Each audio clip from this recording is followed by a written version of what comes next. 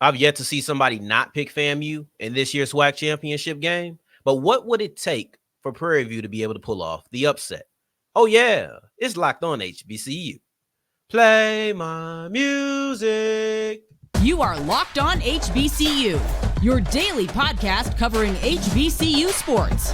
Part of the Locked On Podcast Network, your team every day.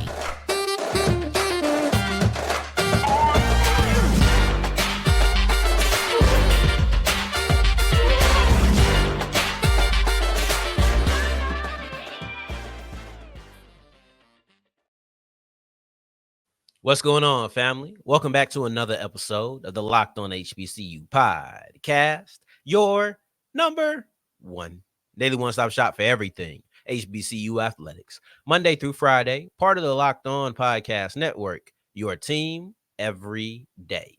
And I, of course, am Darian Gray, a.k.a. the Mouth of the South, Texas Southern alum, and former TSU Herald Sports editor and current contributing writer at USA Today's Saints Wire. Thank you for going on this journey with me, making Locked On HBCU your first listen of the day every day. And remember, just because the mic cuts off does not mean that the journey is over. It just means it's time to follow me on Twitter at South Exclusives. Starts with an S and ends with an S. Today's episode is brought to you by FanDuel. Make every moment more. Right now, new customers will get $150 back in bonus bets when winning a $5 money line bet. That's $150 back if your team wins. Visit FanDuel.com/locked-on to get started. It's game of the week. SWAC championship, the only game happening this weekend. Florida A&M versus Prairie View A&M. And what will it take to win? That's our key to victory at the end. What storylines are happening going into or coming out of this weekend's game? That's segment 2. But before all of that, I want to get you prepped for what you need to watch during this 60 minutes of action. Y'all know the script. At the end, key. Before that, storylines. And right now, we start off with our matchups to watch. And I'll kick it off with one that I think is going to be extremely important. And we will double back to this later on in the show. And that's Jah'Merae Sheread and Marcus Riley versus the Prairie View A&M secondary. Because Riley and Sheread are definitely a dynamic duo. They're one of the two. And I don't mean that in the sense that every two people is a dynamic duo. I don't like Batman and Robin. I don't mean it like that. I mean, these are two dynamic players. When I seen Sheread against Texas Southern line up in so many different places, the way that they used him in that game, I feel like could be a real blueprint on how to use him going forward. They haven't done it as much, but I would like to see them do it more using his versatility. Riley, Sheread, both second team all SWAC wide receivers. They're two leading receivers on the team, with Sheread being 2 and then Riley being 1. And Riley's had a really explosive. I think he's averaging. Let me not get that wrong, because for some reason I'm seeing a 3 and a 9 at the same time. But you look at Riley and his ability to stretch the field. That wasn't on the most display in the first time that these two teams faced off. It was really Sheread who had that. He had 76 yards on 4 catches and a 52-yard touchdown pass. So that was a good day from the grad student, and it showed his explosive nature in that particular game. And that's something that you've seen repeatedly. Explosive play after explosive play after explosive play. And I can't even specify that to the passing game. But like I said, we'll get into some of that a little bit later. But it's important to exploit that matchup. I don't think that PV secondary can hang with your wide receivers, specifically your top 2. So if I'm the Rattlers, I'm going in with the motion or with the initiative of seeing if you can stop my wide receivers, because I got a lot of them. I have a lot of receiving talent, and I want to see if you're able to stop it. The next matchup that I wanted to look at was Ahmad Antoine versus the Florida A&M defensive line, and really just front 7 in general. Caleb Johnson had a decent day against against FAMU the first time that PV faced him. He had 10 carries for 60 yards. That's a solid day. I would have thought that he would have had more touches because Antoine didn't play in that game. And that's why I wanted to specify on Antoine and not just the duo. But Antoine, because I want to see if he's able to give a spark. I want to see if you do give Johnson 10 carries again, what are you going to give Antoine? And what is he going to be able to do with his? It was much different. I would have personally in that first game, And it's not that you just didn't have enough rushing attempts, it's not that you didn't have enough rushing attempts. I just didn't like how PV split it up. I thought that with Ahmad Antoine being gone, this is the time for Caleb Johnson to be the workhorse. But instead, he only got 10 carries, and that wasn't enough for me. But now that you're going to have both of them back, you're going to have to give them both double-digit carries. And I don't know if you're going to stop at 10, but they both have to get to double digits. And I want to see how they're able to perform, because you got Isaiah Major over there, SWAC Defensive Player of the Year. You got Johnny Chaney, another all-SWAC player, second team. I really like this duo of linebackers. I really do. So being able to see these running backs versus the linebackers, that's something I'm looking forward to. I like Chaney. Chaney is 28. Major is 0. So for those who maybe aren't as familiar with the FAMU defense, maybe you're watching other teams, you're not able to watch FAMU on a regular basis because you're watching your school. When you see 0 and 28 out there, look out for them on defense, because those two are some players, seriously. And then the last one that we have here is the FAMU pass rush versus the PV offensive line. And this was another one of those problems. And listen, the game was 45-7. There was a lot of problems for PV. But I thought that the lack of protection for Trazonne Connley, if they do that again, is going to be a problem. See, PV is pretty middle of the pack when it comes to protecting the quarterback. They're 7th in the conference. That makes them the 7th best or the 5th worst, just so you can see how middle of the pack they are, right? I feel personally that FAMU has a defensive line that is able to wreck shop in the running game and in the passing game. But when you're looking specifically at passing the football, I think that they're going to have to do that to beat FAMU. They're going to have to pass the ball. You can't only run. You're going to have to do both. Honestly, you're going to have to do both of them. And we've looked at the running game already with your running back, specifically Ahmad Antoine. But if Trazonne Connley doesn't have time to find his receivers, it's not going to work. And you have Anthony Dunn over there, who's 2nd in the conference in sacks. He's leading FAMU's pass rush. You have Gentle Hunt, who's able to push up the middle. Like, these are defensive players on that D line that you need to be worried about. And if you don't contain them, it's going to be difficult. I think that FAMU, and I'm trying not to lean too much into my storylines and keys to victory, but I think that FAMU is such the better team that PV is going to have to be completely on their P's and Q's. If PV isn't on their P's and Q's, they're not winning. They're going to have to play a near perfect game, because I do think that there's a gap in competition. If you play a perfect game, then maybe you have some things going for you, but you don't have the option of struggling running the ball and only being able to pass, or vice versa. So that defensive line versus PV's offensive line is going to be a pivotal matchup. I'm just specifying it in the passing department. Now, as we push forward, I want to look at these storylines, because everybody's picking FAMU. Everybody's picking FAMU.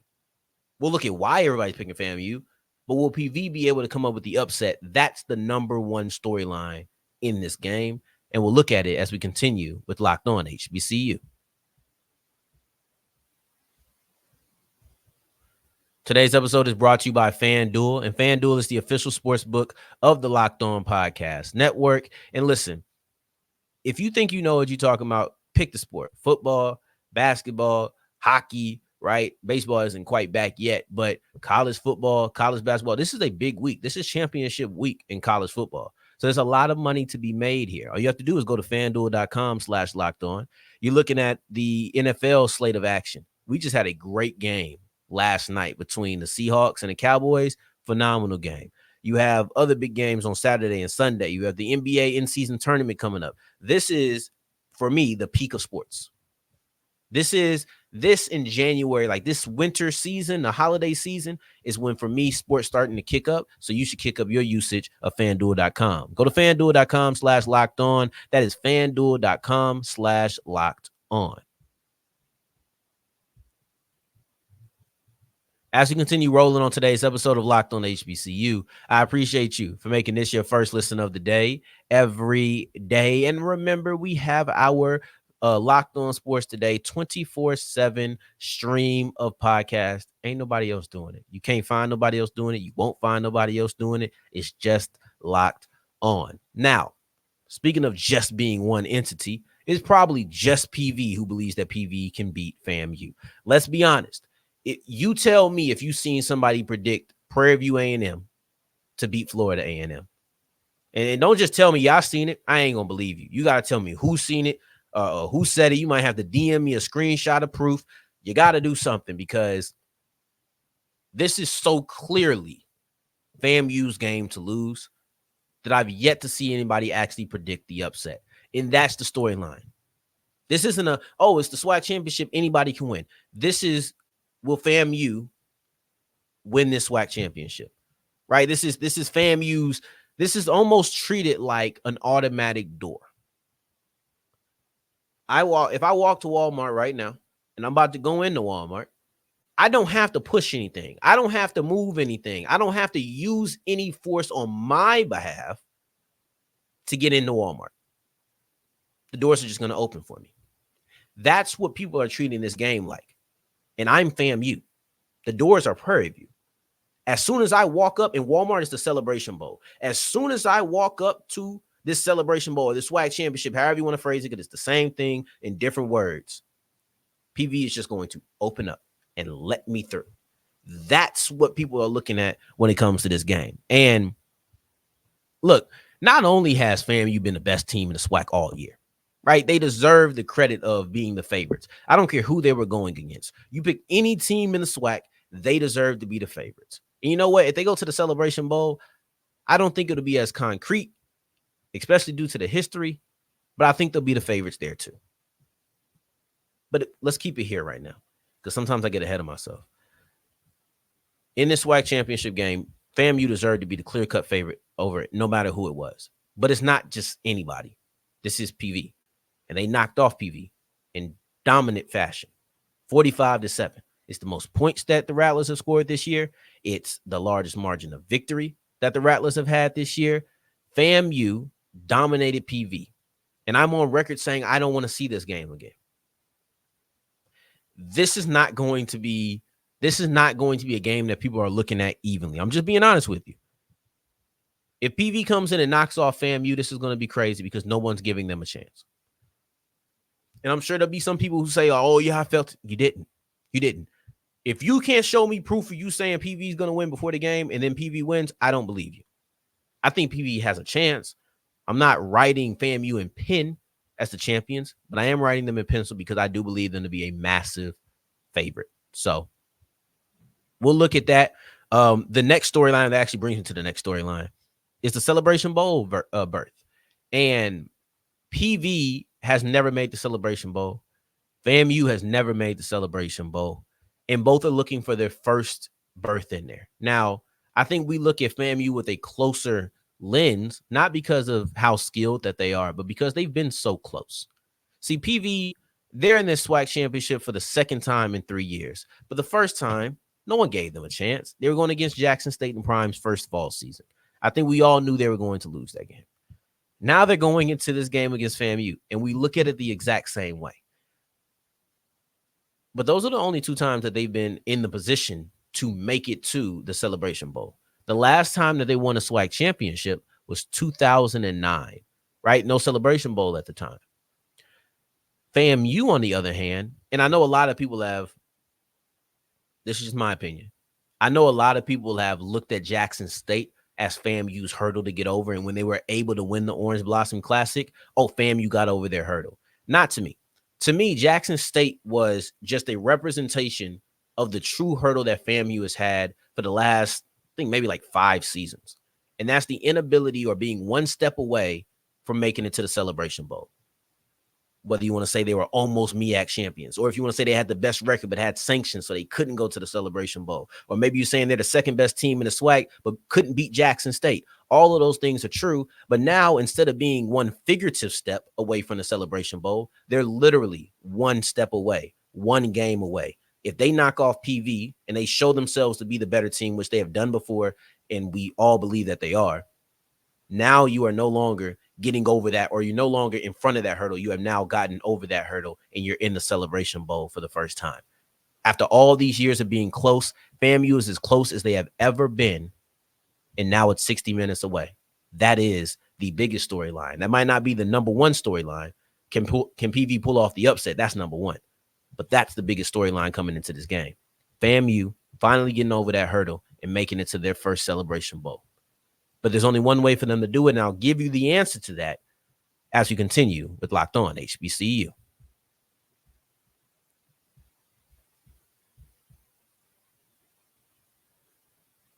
As we're wrapping up today's episode of Locked On HBCU, I appreciate you for making this your first listen of the day. Every day, making it all the way to segment 3, and I thank you 2 times for that. Thank you. Thank you. We've looked at the SWAC championship game. We've broken it down, but here is the question. If FAMU wants to win, what do they need to do? If Prairie View wants to win, what do they need to do? We're here for our keys to victory. This might be the most important one. It's not my most fun topic to do. I'll be honest with you. I think that my storylines to me are my favorite. That's my baby. I love telling stories. So the storylines a lot of times are my favorite ones to do. Then it's really just battling it out between the week. Sometimes it's matchups. Sometimes it's key to victories. I think matchups typically win, but there's nothing more important than the keys to victory because there's nothing more important than the end result. So how did we get here? For FAMU, it's playing 4 quarters. They've had a problem with that before, but here's the thing. FAMU is the better team. I didn't need an October 28th matchup to show me that, but at FAMU's homecoming, it was definitive. They were the better team. FAMU is the best team in the conference. The best team does not always win. Straight up, the best team does not always win. So if they want to be one of the best teams that does win, they need to play 4 quarters of football. Because if they play 4 quarters of football, I do not believe that FAMU loses this game, right?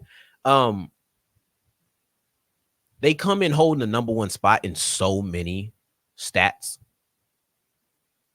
You're looking at number 1 offense scoring, number 1 defense scoring, looking at best passing offense, best passing defense, best rush defense. Like they do so many things ridiculously well. It's just about doing that all game long because they've had times when they've had slow spurts. And those slow spurts, eventually you would think that would catch up to you. You would think that eventually if you continue to have game after game where you aren't playing on full cylinders, all 4 quarters where maybe you have a half where you're slow, eventually that's going to bite you in the butt. The SWAC championship game is not the time to do that. That is not the time to do that. No one really scores on FAMU. Honestly, no one, but very few teams. More teams struggle to score than are able to score. You look at Southern was able to score, which was weird. It was weird. Texas Southern was able to score in the first half, and then they got kind of shut down, and they stiffened up then.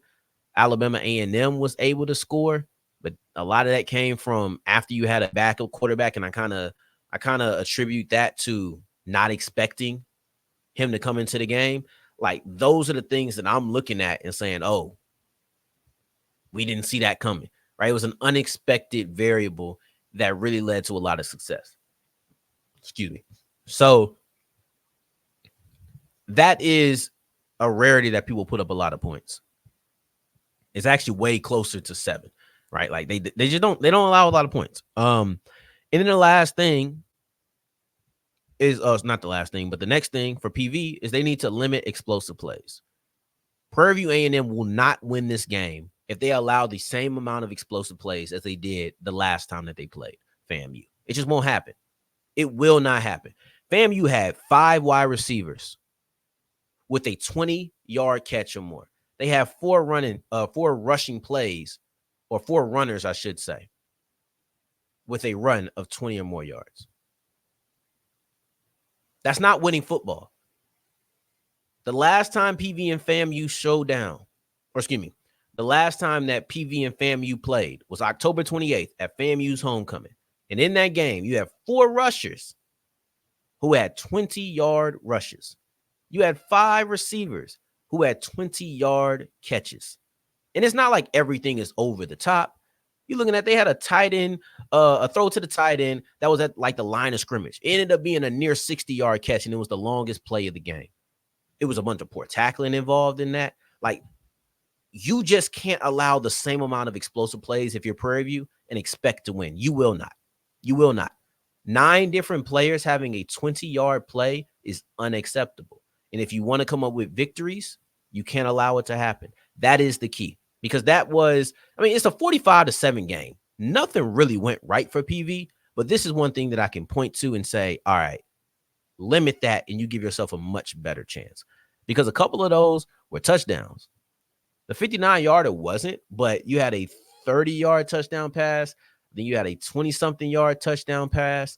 So it's not just explosive plays, because Howard versus Morgan State, they had explosive plays too. And then Howard stiffened up on defense. PV didn't. And these plays were consistent over and over and over. That's what I mean when I say Jah'Merae Sheread and Marcus Riley versus the secondary. Because though Riley wasn't one of the guys who had a 20-yard catch, you know that he's capable of it. Sheread was one of those guys who had a long catch. He had a 50-yard touchdown pass. So you're looking at two wide receivers who are all SWAC, who are really good at what they do. You have a quarterback who was the all SWAC first team quarterback. This is the first thing I need you to do. Limit explosive plays. Point blank, period. Right? Now, we'll recap this game. I don't know. There's a lot of things that happened. Andrew Body's in the transfer portal. I do kind of want to look at the language in Hugh Jackson's contract. I do want to kind of look at those things. There's a lot of things that are happening. So I don't know if we're going to come back on Monday. We probably lead off with it one segment and then maybe come back tomorrow, or not tomorrow, but Tuesday. So the next day we'll probably do that, because there's a lot of things going on, but we got to make sure that we touch on Andrew Body's entering the transfer portal. Not overly surprised. Not overly surprised at all. Didn't think it was going to happen though, but I'm not overly surprised. And we'll look at that on Monday's episode, along with the results of the SWAC championship game. So until the next time that we hear each other, family, take care. Stay blessed. Peace.